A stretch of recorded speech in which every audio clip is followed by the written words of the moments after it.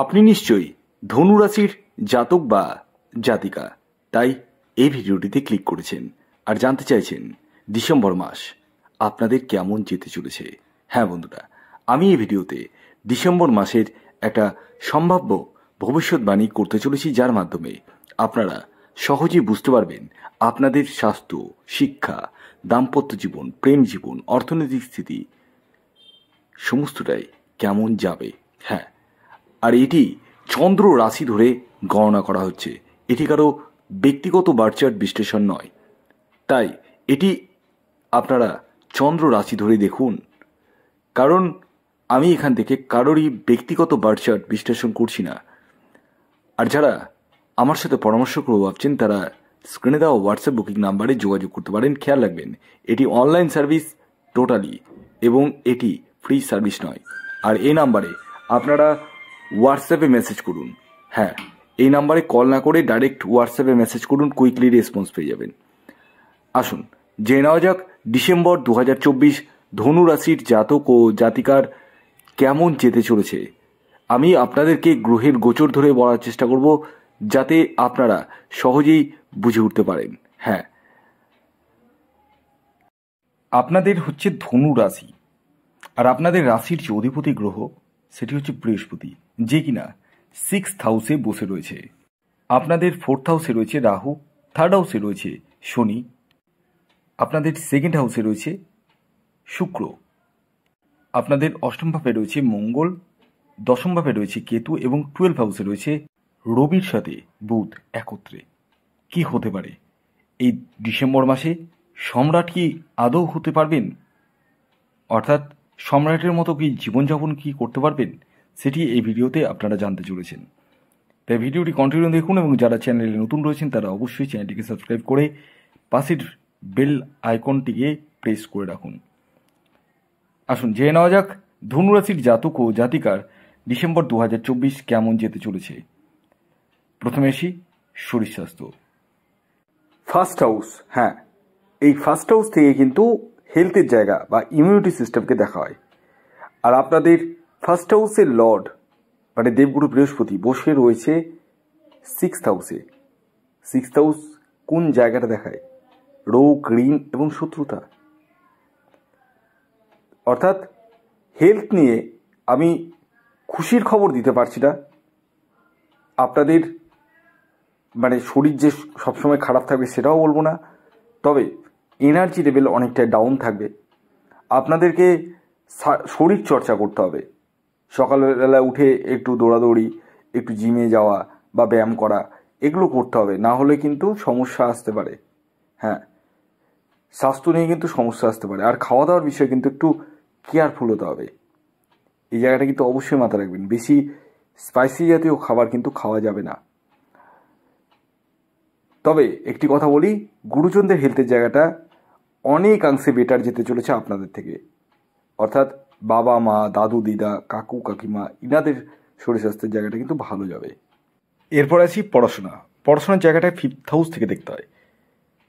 আর এই 5th হাউসের Lord হচ্ছে মার্স মানে মঙ্গল গ্রহ, যে কিনা 8th হাউসে বসে রয়েছে।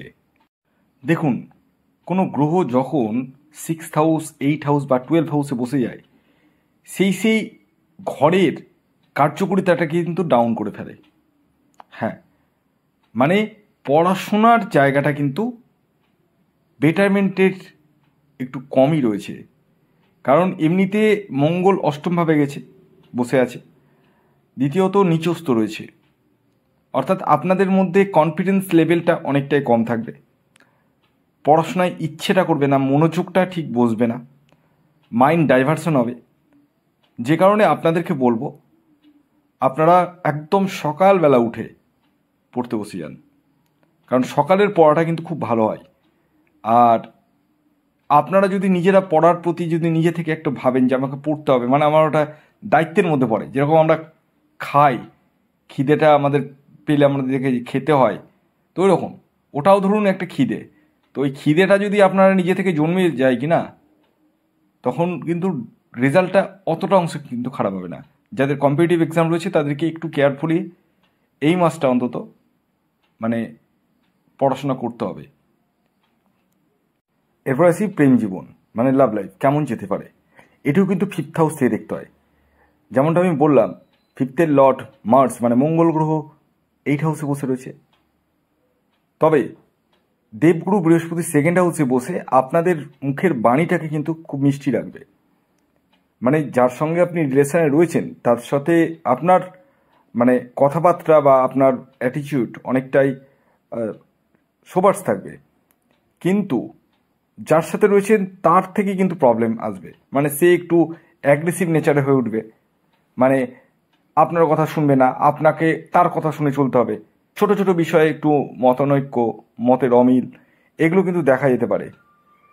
তবে যারা একাকী রয়েছেন তাদের ক্ষেত্রে প্রেম আসতে চলেছে এবং পুরনো প্রেমও কিন্তু কামব্যাক করতে চলেছে, সেই জায়গাটাও কিন্তু শুক্র এনে দিতে চলেছে। কিন্তু যারা অলরেডি রিলেশনের মধ্যে রয়েছেন তাদের ক্ষেত্রে কিন্তু একটু সমস্যা আসবে। এছাড়াও যারা সন্তানের জন্য প্রচেষ্টা করছেন তাদের ক্ষেত্রেও কিন্তু সমস্যা আসবে, কারণ সন্তানটাও কিন্তু 5th হাউস থেকে দেখতে হয়, সন্তানের জায়গাটাও কিন্তু 5th হাউস থেকে যেহেতু দেখতে হয়। 5th লর্ড মার্স মানে মঙ্গল 8 হাউসে বসে রয়েছে, খুব একটা শুভ নয়। যারা সন্তানের জন্য প্রচেষ্টা করছেন তাদের ক্ষেত্রে একটু সমস্যা আসবে, এবং যাদের সন্তান রয়েছে তাদের সন্তানের হেলথ নিয়ে কিন্তু একটু সমস্যা আসবে। একটু কেয়ারফুল হতে হবে আপনাদেরকে, না হলে কিন্তু মুশকিল আছে। এই মাসে যারা বিবাহের জন্য এগোতে চাইছেন তাদেরকে বলবো বিবাহের জন্য এগোতে পারেন। তবে একটা কথা বলি, বিবাহের পূর্বে অবশ্যই জটক বিচারটি করিয়ে নিন। হ্যাঁ, আর জটক বিচার করানোর জন্য স্ক্রিনে দেওয়া হোয়াটসঅ্যাপ বুকিং নাম্বারে যোগাযোগ করতে পারেন। আর যাদের ডিভোর্স হয়ে গেছে তারাও কিন্তু বিবাহের জন্য এগোতে পারেন।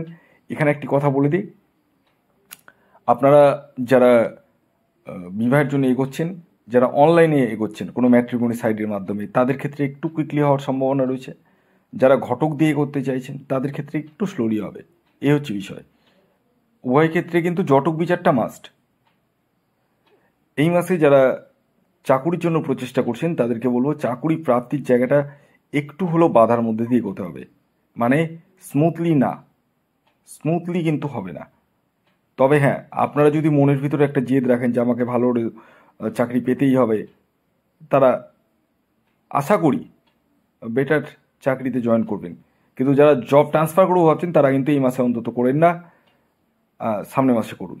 সামনের মাসটা অনেকটাই বেটার রয়েছে এই মাসের থেকে। এছাড়াও এই মাসে যারা ব্যবসা করছেন তাদেরও দৈনন্দিন রোজগার বৃদ্ধি পেলেও খরচা অনেকাংশে হবে। কিছু কাস্টমার ডিলিংস নিয়ে কিন্তু সমস্যা আসবে, এবং মহাজনের সঙ্গেও কিন্তু একটু সমস্যা আসার সম্ভাবনা রয়েছে, একটু কেয়ারফুল থাকবেন। তবে কয়েকটি বিজনেসের কথা বলছি, সেই বিজনেসগুলো যদি আপনারা করেন খুবই শুভ। যেমন আপনি যদি গার্মেন্টসের বিজনেস করেন, ফুড প্রোডাক্টের বিজনেস করেন, তেলের মিল থাকে, অনলাইন কোনো বিজনেস থাকে, সেক্ষেত্রে কিন্তু যথেষ্টই শুভ। আসি এরপরে দাম্পত্য জীবন। ম্যারিড লাইফটা কিন্তু 7th হাউস থেকে দেখতে হয়, আর 7th লর্ড বুধ 12th হাউসে বসে রয়েছে, এবং বুধের কোনো রাশি পরিবর্তন নেই। একটা কথা আমি তো প্রথমেই বললাম যে কোনো গ্রহ যখন 6th হাউস, 8 হাউস বা 12th হাউসে বসে যায় তখন সেই জায়গাটা কিন্তু খারাপ করে ফেলে। তো আমি বলবো না ডিভোর্স হয়ে যাবে, ডিভোর্সের জায়গাটা নেই, তবে এই যে একটা মতের মিল, একটা হাসি খুশিভাবে থাকা, সেই জায়গায় কিন্তু একটু সমস্যা আসবে। একটু কেয়ারফুল হতে হবে আপনাদেরকে। এবং তবে একটা কথা বলি, আপনাদের মধ্যে যে সারা মাসই যে এরকম ঠোকাঠুকি লেগে থাকবে তা না, কিছু কিছু সময় আবার বেটার যাবে, আবার কিছু কিছু সময় খারাপ যাবে। মানে আর এই মাসে আপনারা প্রতিকার হিসাবে অবশ্যই প্রতি শনিবার দিন শনি মন্ত্র উচ্চারণ করুন, ওং সাং শনিশ্চরায় নমঃ। এতে কিন্তু অনেকটাই রিলিফ পাবেন। ধন্যবাদ।